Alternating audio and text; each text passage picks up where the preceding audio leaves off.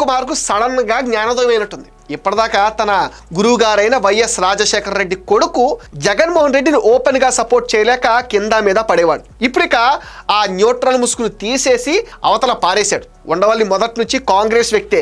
ఇంకా చెప్పాలంటే వైఎస్ రాజశేఖర రెడ్డి అభిమాని, స్వతహాగా మంచి మాటకారి.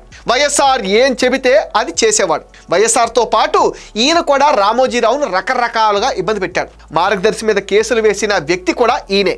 వైఎస్ఆర్ మరణం తర్వాత ఈయన గారి ప్రభ తగ్గింది. జగన్మోహన్ రెడ్డి రాజకీయాల్లోకి వచ్చిన తర్వాత వైసీపీలో చేరతారని అందరూ అనుకున్నారు. అలా జరగలేదు. కానీ బయట నుంచి జగన్ భజన చేస్తూ ఉండేవాడు. చంద్రబాబును విమర్శించడానికే ఎప్పుడూ రెడీగా ఉండేవాడు. విభజిత ఆంధ్రప్రదేశ్లో ముఖ్యమంత్రిగా చంద్రబాబు 2014లో బాధ్యతలు చేపట్టాక మళ్ళీ జగన్ మనిషిగా అవతారం ఎత్తాడు. అమరావతి, పోలవరం మీద విషం కక్కాడు. మరీ ముఖ్యంగా ఈయన చంద్రబాబు హయాంలో మద్యం మీద ప్రెస్ మీట్లు పెట్టి మరీ విమర్శించేవాడు. మద్యం ధరలు ఎక్కువని, నాసి రకమని ఇలా రకరకాలుగా టార్గెట్ చేసేవాడు. 2019లో జగన్ అధికారంలోకి రాగానే నోరు మూతపడిపోయింది. అప్పుడు జరిగిన ఏ కుంభకోణం కనబడలేదు. ఇప్పుడు జగన్కు వ్యతిరేకంగా మాట్లాడితే ఒట్టు.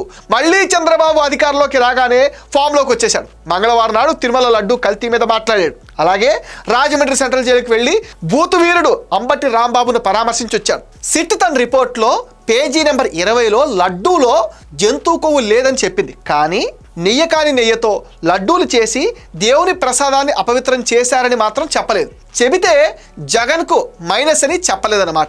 నెయ్యిలో కల్తీ జరిగిందని సిట్ చెప్పింది. అది చూసి జనం గగ్గోలు పెడుతూ ఉంటే ఉండవల్లి దీని గురించి ఒక్క మాట కూడా మాట్లాడలేదు. జైలు దగ్గర కూడా అంతే. అంబటి రాంబాబు మాట్లాడింది ఆయనకు తప్పుగా అనిపించలేదు. అనవసరంగా అంబటిని జైల్లో పెట్టారన్నట్టుగా మాట్లాడాడు. ఇది కక్ష సాధింపు రాజకీయం అంట. అంబటి నోరు అదుపులో పెట్టుకుంటే ఈ సమస్యలే ఉండేవి కావుగా. ఇలా ఒకే రోజు 2 విషయాల మీద వైసీపీ అధికార ప్రతినిధి అన్నట్లుగా ఆయన మాట్లాడాడు. ఇప్పటికైనా ముసుగు తొలగించినందుకు చాలా సంతోషం. ఉండవల్లికి 100 కోటి వందనాలు అయ్యా మీకే.